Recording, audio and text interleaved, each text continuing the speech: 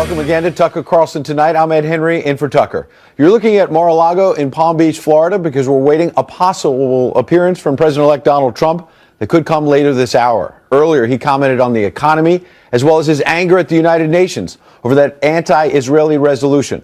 Will the president-elect weigh in more directly on Israel? We'll find out and take you there live as soon as we get more definitive word. In the meantime, Prime Minister Benjamin Netanyahu is not mincing any words, declaring Israelis, quote, do not need to be lectured by President Obama and his cabinet.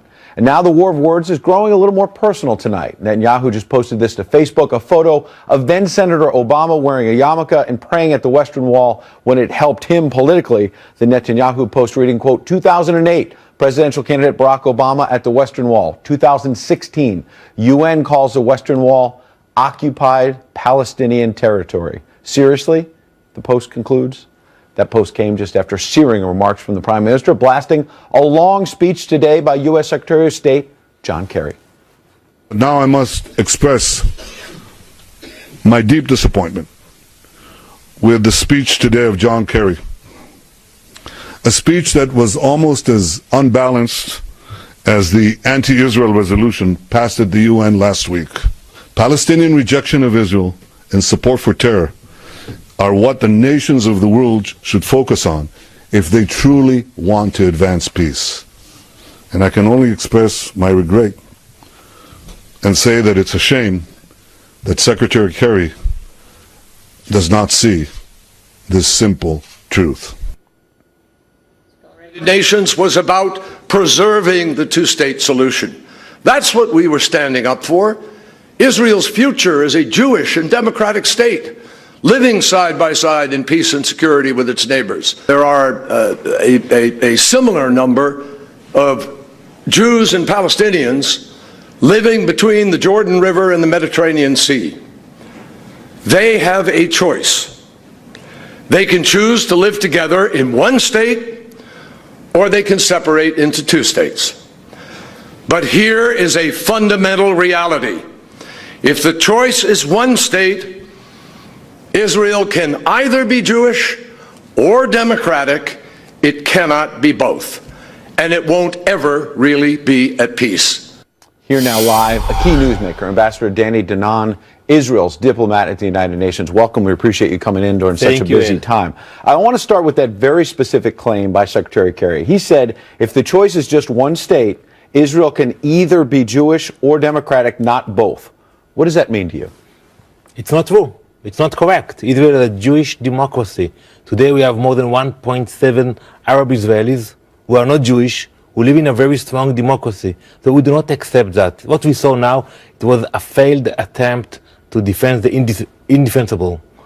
You cannot protect the decision that was made by the administration last Friday when the US actually allowed a one-sided resolution to pass at the UN. So for more than an hour, Secretary Kerry tried to justify what happened at the UN Security Council. I was there in that room. That was a shameful moment because the US is the closest ally of Israel. We work together, we share the same values. And to see the US voting with Venezuela and other countries that they're all against Israel, it was very disappointing. Well, they didn't vote with them, they abstained, but by extension, by abstain, actually, what you said is correct, because usually the U.S. stand with Israel and applying the veto power. It happened in 2011. It happened in 2014. Without the veto, the U.S. blocked the resolution. And now, when the U.S. abstained, all the rest voted to support the resolution, and it passed. And when you read the resolution, it's so one-sided, saying that we have no legitimate right to the Wailing Wall, to the Jewish quarter of Jerusalem. Yes. This is insulting. Are you planning for the possibility of President Obama potentially pushing more anti-Israeli UN resolutions before he leaves office in 3 weeks? We hope it will not happen, but after last Friday, who knows? Because at the Security Council, people were used to the fact that the U.S. is standing with Israel. Now there's a new environment at the Security Council. Maybe some of the countries will come with new resolutions against Israel, and we don't know what will happen. Okay, we've talked about the Obama side. Let's talk about the Israeli government. Can you say unequivocally tonight that Prime Minister Netanyahu is still in favor of a two-state solution? He said it himself. He's willing to negotiate. But does he mean it? Is it real? When Prime Minister Netanyahu says something, he means it. And he said that he's willing to negotiate everything with President Abbas. He's willing to go to Ramallah, to come to New York, to negotiate. But after the resolution passed at the Security Council, the Palestinians have no reason to come back to the negotiating table, because for them, it's much easier to get whatever they want in the Security Council without negotiating, without condemning terrorism, without stopping the violence. It will be very hard to move forward, and we welcome President-elect Trump's words that he is committed to Israel, and he will continue to work to support Israel. You mentioned President-elect Trump. You have put out a statement saying that you appreciate his unequivocal support. You've said that in recent days. You say it again now.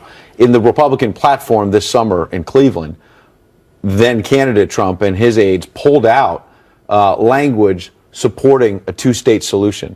Since you say you're for a two-state solution, would you condemn that action by Donald Trump? First of all, it's a bipartisan issue. 88 senators asked the president to apply the veto power before the vote on Friday, and he ignored it. So it's not Democratic or Republican. Well, but hold on one second. He's going to be the president of the United States, and in the Republican Party platform, it no longer says that they want a two-state solution. That's counter to what you just said. Prime Minister Netanyahu will come to meet President-elect Trump. They will discuss all the issues, the Iran agreement, the peace process. They will speak about everything, but it's not so simple. When Secretary Kerry speaks for more than an hour about the settlements, what about the Hamas? What about radical Islam? What about terrorism in the Middle East? You saw that he focused only the issue of the settlement. The settlement are not the real obstacle to peace. I hear this criticism of President Obama that the Obama doctrine has become basically be tougher on your friends like Israel than enemies like Iran and Assad in Syria. Do you agree with that criticism? Well,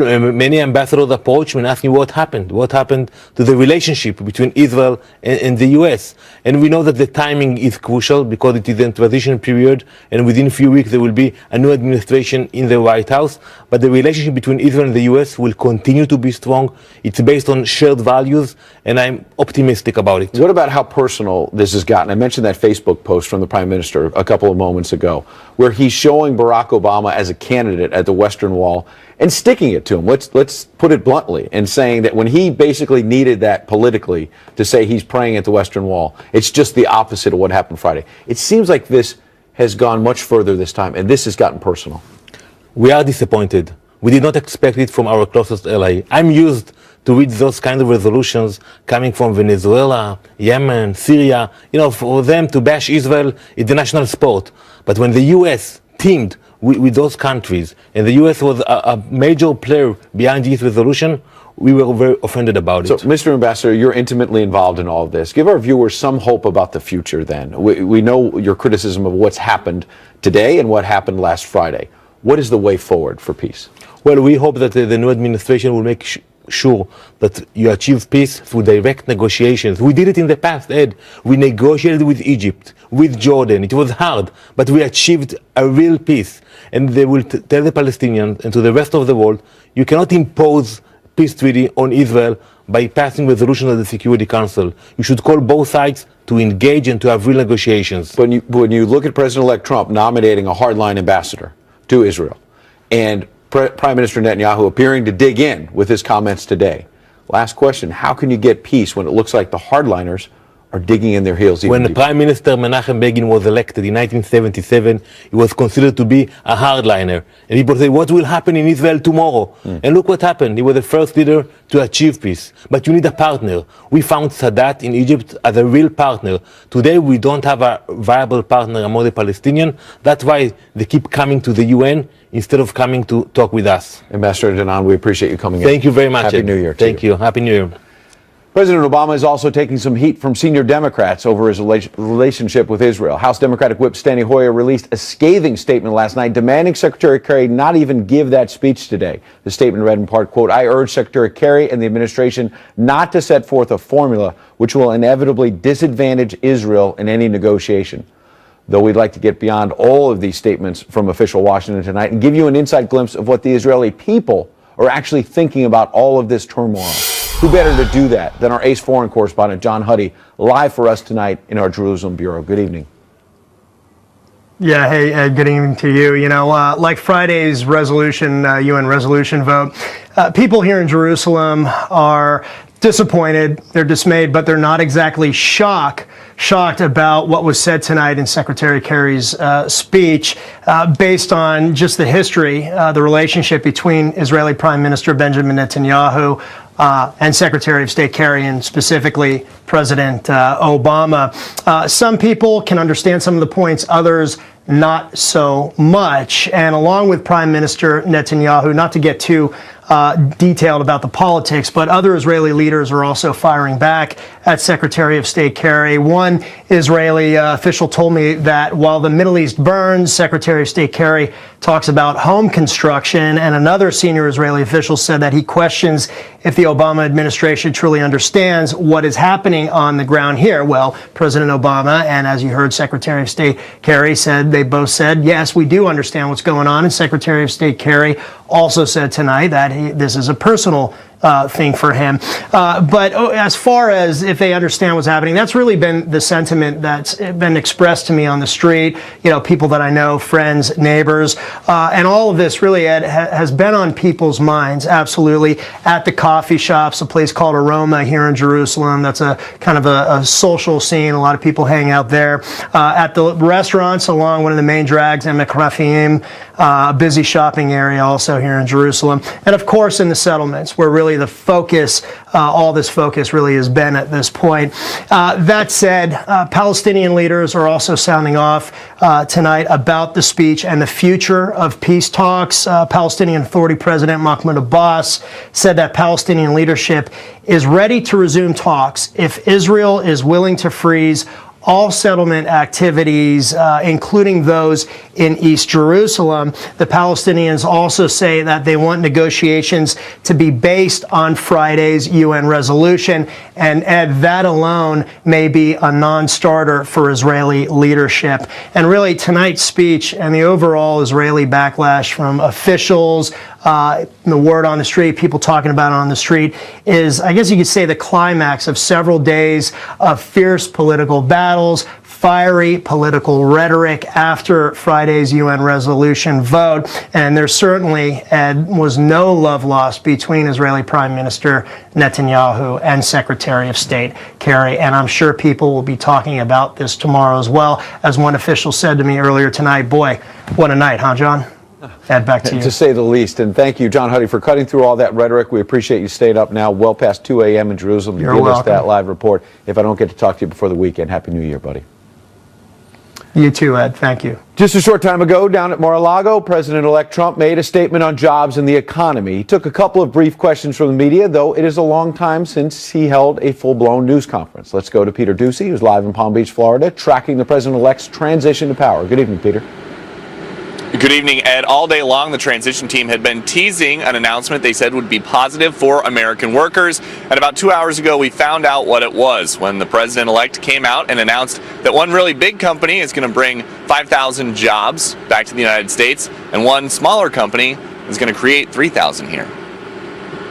OneWeb, a new company, is going to be hiring 3,000 people, so that's very exciting. So we have a combination of Sprint for 5,000 jobs, and that's coming from all over the world, and they're coming back into the United States, which is a nice change. And also OneWeb. The president-elect also said he thinks this was only possible because there's a spirit of hope in this country. And even though transition officials insisted today, the president-elect knows there's only one president at a time, which some White House officials have been trying to remind him of. He's making a lot of big news with regard to the economy, because this follows the Boeing and Lockheed Martin negotiations, also at Mar-a-Lago, that seemed to have yielded promises of on-budget Air Force One and F-35 projects. And it also follows the big carrier announcement and the announcement with that Japanese bank CEO to create 50,000 jobs in the States. Today, we also learned that even though the president-elect and the current president have been hypercritical of each other in the press lately, with President Obama saying he would have beaten Mr. Trump in 2016 if that was legal or possible, and Mr. Trump saying that there's no hope anymore in this country and that the president is disrespecting Israel, the two are apparently still talking on the phone a lot. Transition officials told us this morning they've been in regular contact, and they will be for the next few weeks. And Mr. Trump said, when he talked to reporters, that he had a nice conversation with President Obama today. He wouldn't go into details. He said it was general in nature. We also saw something extremely rare in any situation covering a president-elect or a president today. As the press was all packed up and ready to leave Mar-a-Lago in a van to head off the property, the president-elect came back out to say that he wanted to talk some more about the VA. He then had an official with him explain the transition team is working on a public-private option for veterans that would let them get treated at the private facility of their choice. And that followed a meeting today here at Mar-a-Lago with executives from some of the nation's best hospitals, including Johns Hopkins, the Mayo Clinic, and the Cleveland Clinic. And the executive who is here from the Cleveland Clinic, Dr. Toby Cosgrove, is, we are told, a leading contender to become the next VA secretary. So a lot going on here at Mar-a-Lago in between Christmas and New Year's. Ed? So much going on, Peter. I'd wish you a Happy New Year, but I bet we'll be talking live at least a couple more times before the weekend. Good to see you, Peter. Oh, yeah. And now, it is time for Twitter Storm, our nightly forecast of social media's most powerful weather patterns. President-elect Donald Trump is in the eye of tonight's storm over this tweet, which reads, the U.S. Consumer Confidence Index for December surged nearly 4 points to 113.7, the highest level in more than 15 years. Thanks, Donald. The president-elect's self-congratulatory ending to that tweet did not go unnoticed. From mocking to the downright ridiculous, hashtag thanks Donald quickly went viral. Michael Evans said, our tweeter-in-chief talks about himself in the third person like a pro wrestler, but with worse vocabulary and poor spelling. Scott Dworkin tweeted, I've researched Trump so much I speak fluent Russian now. Thanks, Donald. Joe Gasper said, there was toilet paper in the stall at the gym today. Thanks, Donald.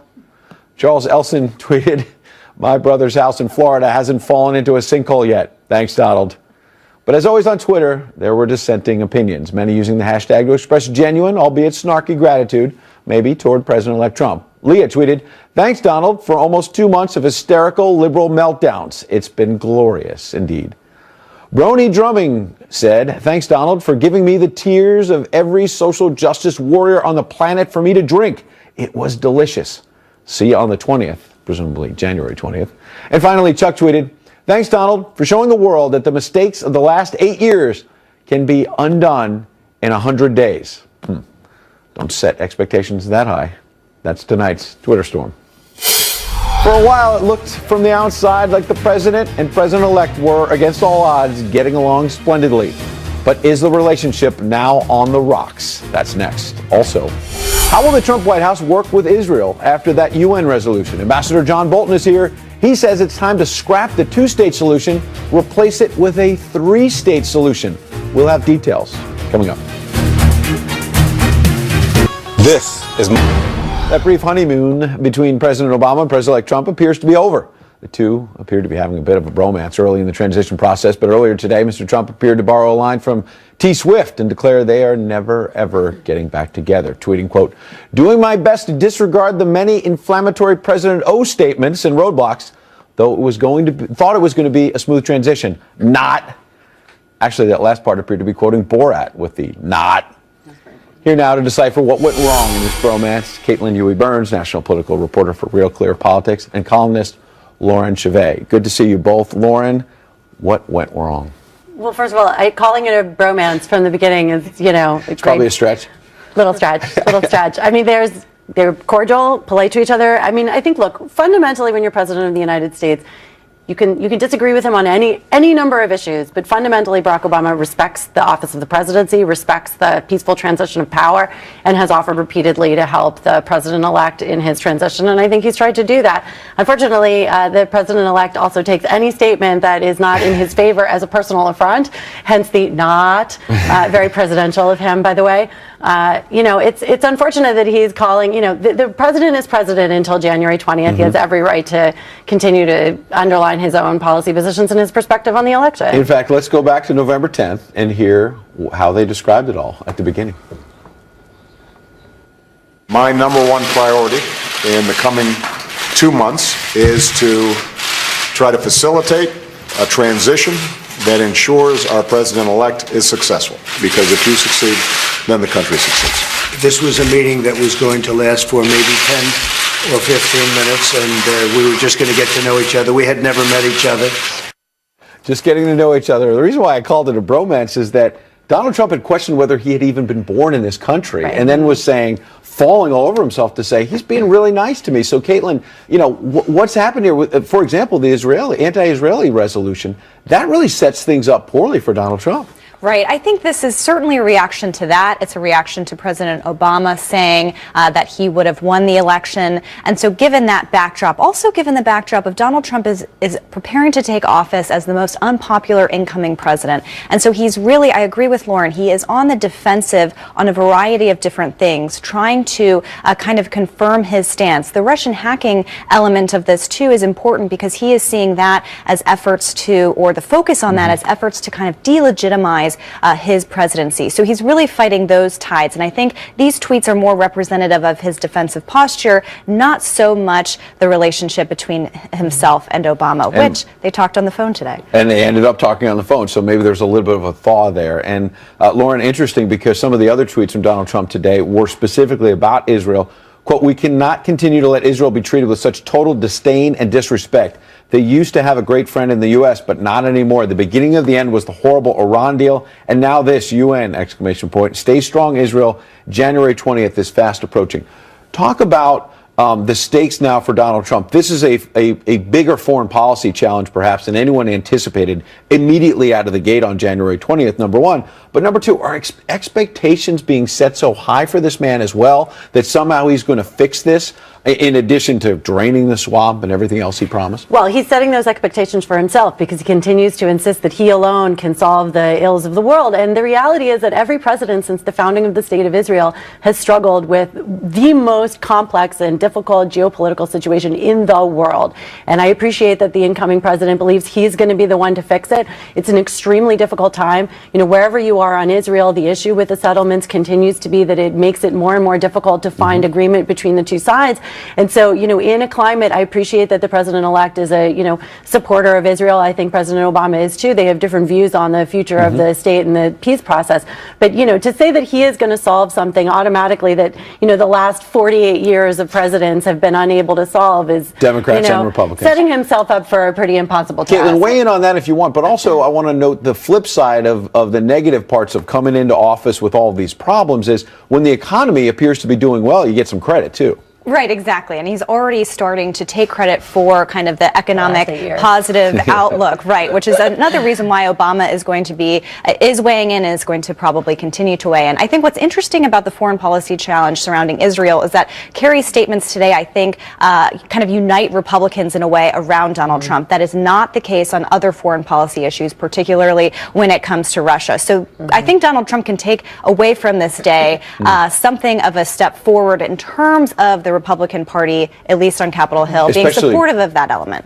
Especially perhaps when he's got Democrats like Steny Hoyer challenging the Obama White House and suggesting that maybe they're going to support Israel, whether it's a Republican or Democratic president. And Chuck Schumer as well. As the incoming Senate Democratic leader. We appreciate it. Lauren, as well as Caitlin, Happy New Year to you as well. Happy New Year. And there's two sides to every story. Secretary of State John Kerry says the Obama administration has been Israel's greatest friend. The Prime Minister of Israel, Benjamin Netanyahu, says not so much. Ambassador John Bolton is here next to give us some inside dope on what the real story is.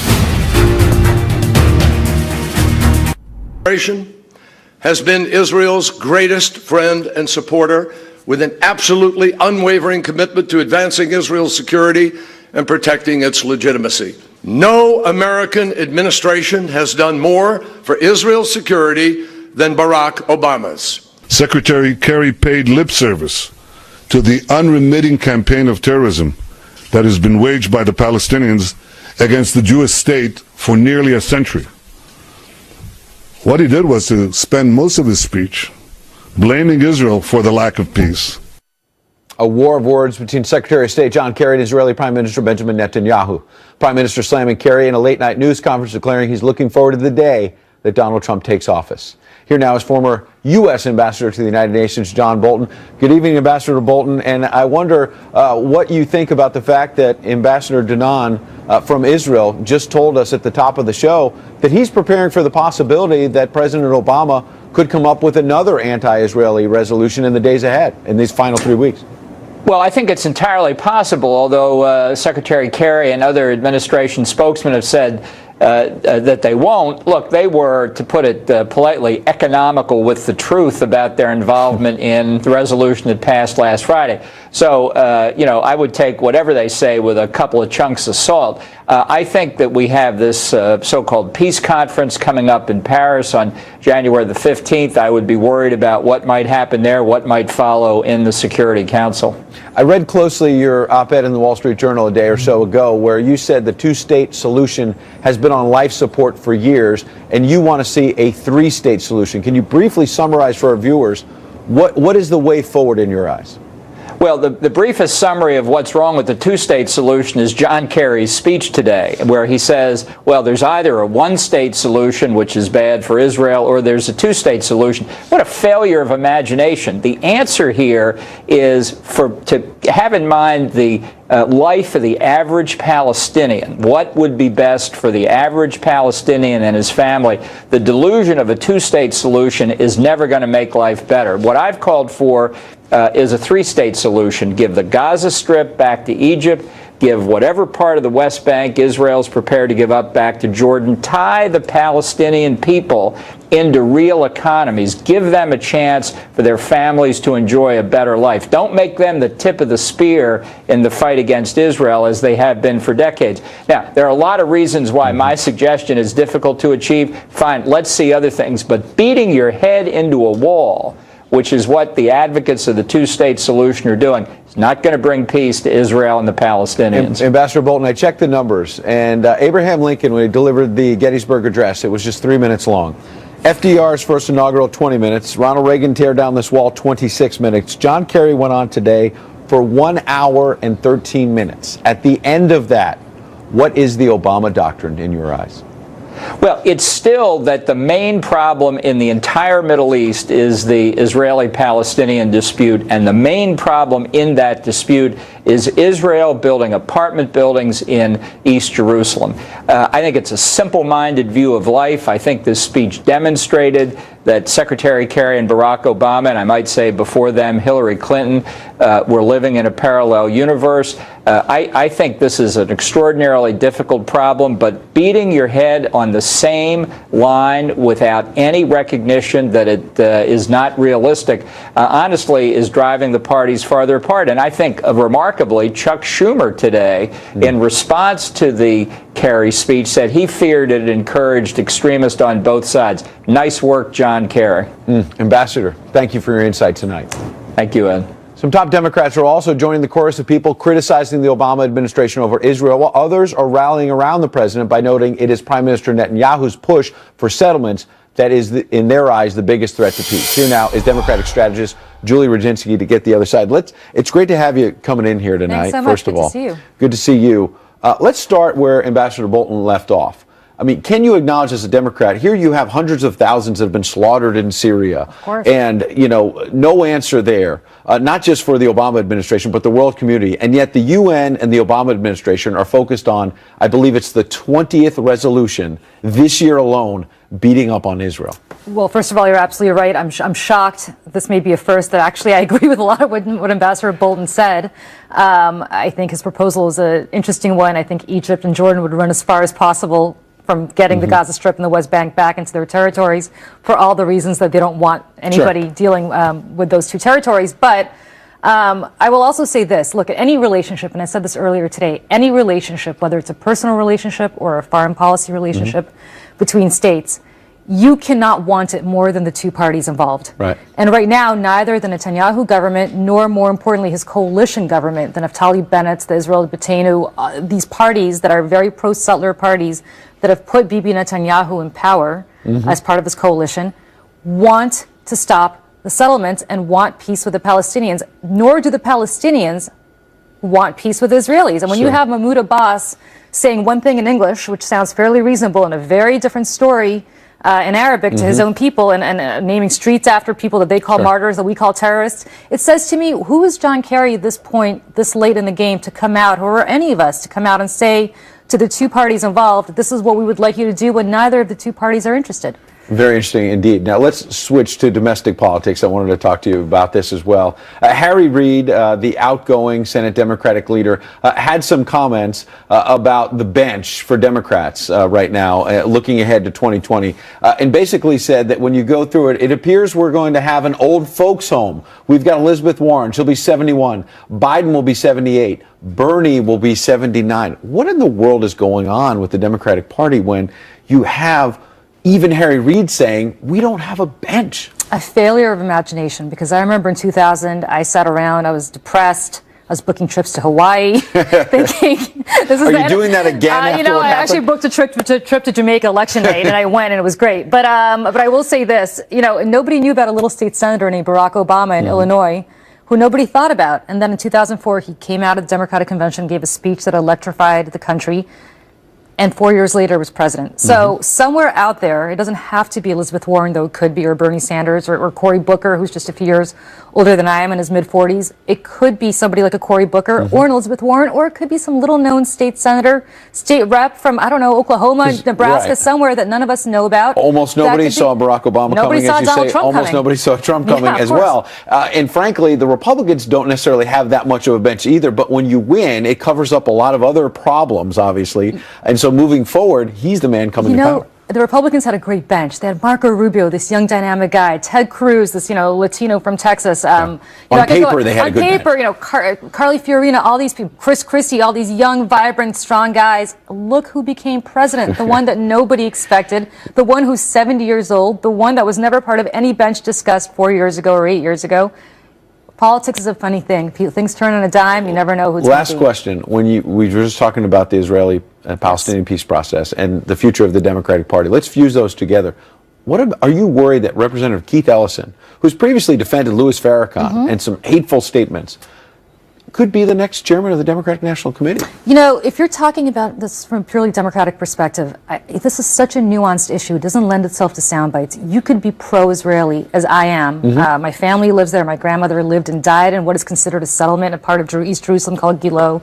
So I'm very familiar with this issue. You could be pro-Israeli, passionately so, and oppose settlements. And it doesn't mean that all of a sudden you have to somehow say, if you're not in line with what Bibi Netanyahu's coalition government But wants. what about defending Farrakhan? That's a whole other defending matter. Farrakhan's a different story. And listen, he's repudiated that. I take him at his word. You know, I'm not really comfortable with it, but nevertheless, you know, he says he repudiates it. He repudiates it. We'll see where it goes in the new year. Julie, appreciate you being here. Thanks very much. President Obama just asked Congress to more than double funding for immigrants and refugees. And one congressman warns this could lead to more terror attacks right here in our own backyard. He joins us live next.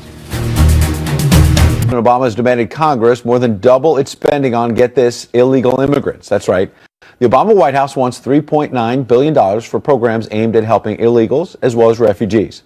Republican Texas Congressman Brian Babin calls that program a Trojan horse. The Congressman joins us live from Houston. Good evening, Congressman. I wonder, what's your beef with the spending of the money, and we'll break it down.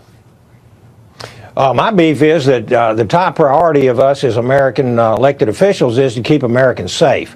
And we've seen over and over again the refugee program turning into a Trojan horse, not only in Western Europe, as we've seen, but also right here in America. And so when the president wants to double the funding for his Office of Refugee Resettlement, and spend more money bringing in more refugees towards the end of his career. He's going to be doing this up till the very last days, hours, and minutes of his president to make as much mischief, to try to keep President-elect Trump from undoing what this president has done in terms of endangering the safety of American citizens. And so President Trump will be at a disadvantage. He's trying to, he's also dismantled our national security entry-exit system to make it more difficult for Mr. Trump to undo these refugees that the president is trying to bring in. And so it's just trying to throw as many roadblocks in the way as he possibly can. So the president... Yeah, let's dig deeper on that then. But in terms of the refugees... You bet. It's a Christmas season. I would assume that at least some of these refugees you're willing to spend some taxpayer money on because you would acknowledge they're not likely terrorists. You want to sort out the good from the bad, obviously. And here on the Christmas season, you do want to help some of those people who are coming over legitimately as refugees. Absolutely, Ed. We want to help those people in safe zones right where they are, near their homelands. We're a compassionate nation. America always has been. We don't want to bring them into the country. Well over 75% of Americans have spoken loud and clear. They do not. The polls show they do not want refugees coming into the United States from these terrorist hotbeds like Syria, Iraq, and Somalia, etc. And so we have a bill to try to stop this. I introduced this bill a year and a half ago. It has to get to the floor. Americans have spoke. They will not tolerate anything other than stopping this program so that we can keep safe and make sure that our children and our citizens are safe. That's our first priority, our highest priority. Congressman, last question. Officials. President-elect Trump, as you mentioned, has talked about extreme vetting. What's the line there? What would your bill do so that we could separate the good from the bad? My bill would pause the program until we could determine exactly what that extreme vetting would consist of. We've seen also recently that the president and his administration have absolutely classified the vetting procedures where we were told in classified briefings earlier that it would take up to 24 months to vet these people, and now we're seeing evidence that it may be as short as a few days. And so we want to make sure that these people coming into our country are safe, that we are not introducing a Trojan horse, and at taxpayer expense, literally setting terrorists up in business in the United States of America. And we want to, and this is exactly what we're going to be doing. And I'm urging President Trump to honor his promises, to undo what this president has done for 8 years, and that is endanger the national security of our country. And that's what my bill that. We is all mentioned about. the Christmas season in terms of helping the refugees, but also over the Christmas season, people very jumpy about terror right now and making sure the country is safe. We appreciate you weighing in on this tonight. Absolutely, Ed. Thank you. Good to be with you. Happy New Year to you and your family. Appreciate it. And you've seen Kennedy hosting her show on the Fox Business Network and co-hosting Outnumbered right here on the channel. But did you know her previous job put her in the middle of the musical world? Kennedy steps into the friend zone